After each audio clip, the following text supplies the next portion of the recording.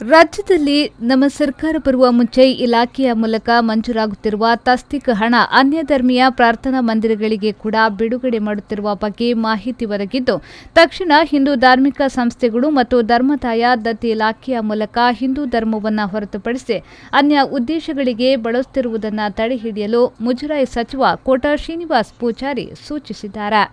ಇತ್ತೀಚೆಗೆ ಸಾಮಾಜಿಕ ಜಾಲತಾಣ ಮತ್ತು ಮಾಧ್ಯಮಗಳಲ್ಲಿ ಪ್ರಕಟವಾಗುತ್ತಿದ್ದಂತೆ ಹಿಂದೂ ಧಾರ್ಮಿಕ ಸಂಸ್ಥೆಗಳು ಮತ್ತು ಧರ್ಮದಾಯ ದತ್ತಿ ಇಲಾಖೆಯಲ್ಲಿನ ಅನುದಾನ ಇತರ ಧರ್ಮದ ಪ್ರಾರ್ಥನಾ ಮಂದಿರಗಳಿಗೆ ತಸ್ತಿಕ್ ರೂಪದಲ್ಲಿ ತಲುಪಿದ್ದು, ಈ ಬಗ್ಗೆ ಹಿಂದೂ ಧಾರ್ಮಿಕ ಮುಖಂಡರಿಂದ ಬಂದ ತೀವ್ರ ಆಕ್ಷೇಪದ ಹಿನ್ನೆಲೆಯಲ್ಲಿ ರಾಜ್ಯ ಹಿಂದೂ ಧಾರ್ಮಿಕ ಮತ್ತು ಧರ್ಮದಾಯ ದತ್ತಿ ಇಲಾಖೆಯ ಸಚಿವರಾದ ಕೋಟ ಶ್ರೀನಿವಾಸ್ ಪೂಜಾರಿ ಅವರು ಈ ಮೂಲಕ ಹೇಳಿಕೆಯೊಂದನ್ನು ನೀಡಿದ್ದಾರೆ. ಇತರೆ ಯಾವುದೇ ಧರ್ಮದ ಧಾರ್ಮಿಕ ಕೇಂದ್ರಗಳಿಗೆ ಹಣದ ಅವಶ್ಯಕತೆ ಇದ್ದಲ್ಲಿ ಆಯಾಯ ಇಲಾಖೆಯ ಜವಾಬ್ದಾರಿ ಹಾಗೂ ಆಯಾ ಇಲಾಖೆಯೇ ಹಣ ಬಿಡುಗಡೆ ಮಾಡಲು ಕ್ರಮ ಕೈಗೊಳ್ಳಲು ಸೂಚಿಸಲಾಗುವುದೆಂದು ತಿಳಿಸಿದ್ದಾರೆ. ರಾಜ್ಯದಲ್ಲಿ 27,000ಕ್ಕೂ ಹೆಚ್ಚು ಹಿಂದೂ ದೇವಸ್ಥಾನಗಳಿಗೆ ತಸ್ತಿಕ್ ನೀಡಲಾಗುತ್ತಿದ್ದು, ಸುಮಾರು 133 ಕೋಟಿ ರೂಪಾಯಿ ಸರ್ಕಾರ ವಾರ್ಷಿಕ ಅನುದಾನ ಹಂಚುತ್ತಿದೆ.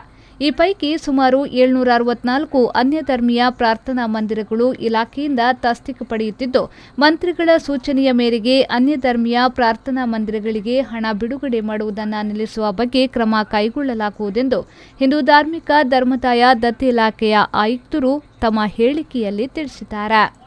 ನಿನ್ನೆ ಮೊನ್ನೆಯಿಂದ ಅನೇಕ ಸಾರ್ವಜನಿಕರು ಸಾಮಾಜಿಕ ಜಾಲತಾಣದ ಮೂಲಕ ಅವರವರ ಕುತೂಹಲ, ಜಿಜ್ಞಾಸೆ, ಆಸಕ್ತಿ, ಆತಂಕಗಳನ್ನು ವ್ಯಕ್ತಪಡಿಸಿ ಅನೇಕ ವಿಷಯಗಳನ್ನು ಹರಿಬಿಡ್ತಾರೆ.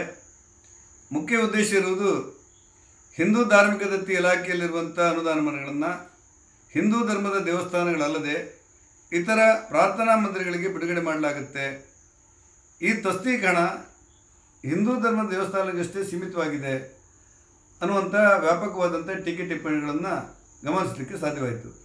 ನಾನು ಈ ಮೂಲಕ ಸ್ಪಷ್ಟಪಡಿಸುವುದೇನೆಂದರೆ, ಕರ್ನಾಟಕ ರಾಜ್ಯದಲ್ಲಿರುವಂಥ 34,500 ಹಿಂದೂ ಧರ್ಮದ ದೇವಸ್ಥಾನಗಳಲ್ಲಿ 27,000 ದೇವಸ್ಥಾನಗಳಿಗೆ ನಮ್ಮ ಧಾರ್ಮಿಕ ದತ್ತಿ ಇಲಾಖೆಯಿಂದ ವಾರ್ಷಿಕ 48,000 ರೂಪಾಯಿಯಂತೆ ಸುಮಾರು 27,000 ದೇವಸ್ಥಾನಗಳಿಗೆ 133 ಕೋಟಿ ರೂಪಾಯಿ ಹಣವನ್ನು ತಸ್ತೀಕ್ ಅನ್ನುವ ಹೆಸರಿನಲ್ಲಿ ಬಿಡುಗಡೆ ಮಾಡಲಾಗುತ್ತೆ.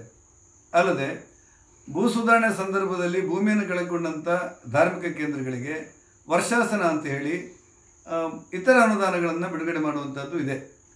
ಈ ಮಧ್ಯೆ ವ್ಯಾಪಕವಾದಂಥ ಟೀಕೆಯನ್ನು ಗಮನಿಸಿದ ನಾನು ನಮ್ಮ ಧಾರ್ಮಿಕ ದತ್ತಿ ಇಲಾಖೆ ಆಯುಕ್ತರ ಮೂಲಕ ತರಿಸಿಕೊಂಡಂಥ ವರದಿಯ ಮಾಹಿತಿಗಳೇನು ಅಂತ ಹೇಳಿದರೆ, 27,000 ದೇವಸ್ಥಾನಗಳ ಪೈಕಿ 764 ದೇವಸ್ಥಾನಗಳಿಗೆ ನಮ್ಮ ಹಿಂದೂಯೇತರ ದೇವಸ್ಥಾನಗಳು, ಧಾರ್ಮಿಕ ಕೇಂದ್ರಗಳು, ಪ್ರಾರ್ಥನಾ ಮಂದಿರಗಳು ಮತ್ತು ಬಸದಿಗಳಿಗೆ 764 ಸಂಸ್ಥೆಗಳಿಗೆ ನಮ್ಮ ಇಲಾಖೆಯಿಂದ ತಸ್ತೀಕು ವಾರ್ಷಿಕವಾಗಿ ಹೋಗುತ್ತೆ ಮತ್ತು 111 ವರ್ಷಾಸನ ಸಂಸ್ಥೆಗಳಿಗೆ ವರ್ಷಾಸನಗಳು ಹೋಗ್ತಾ ಇದೆ.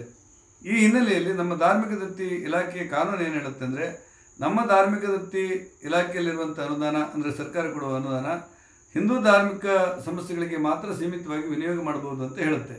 ಈ ಹಿನ್ನೆಲೆಯಲ್ಲಿ ಈ ಟೀಕೆ ಟಿಪ್ಪಣಿ ವಿಚಾರಗಳನ್ನು ಕಾನೂನು ಎಲ್ಲವನ್ನು ತಿಳ್ಕೊಂಡು ತಕ್ಷಣ ನಮ್ಮ ಅಧಿಕಾರಿಗಳಿಗೆ ಸೂಚನೆ ಕೊಟ್ಟಿದ್ದೇನೆ.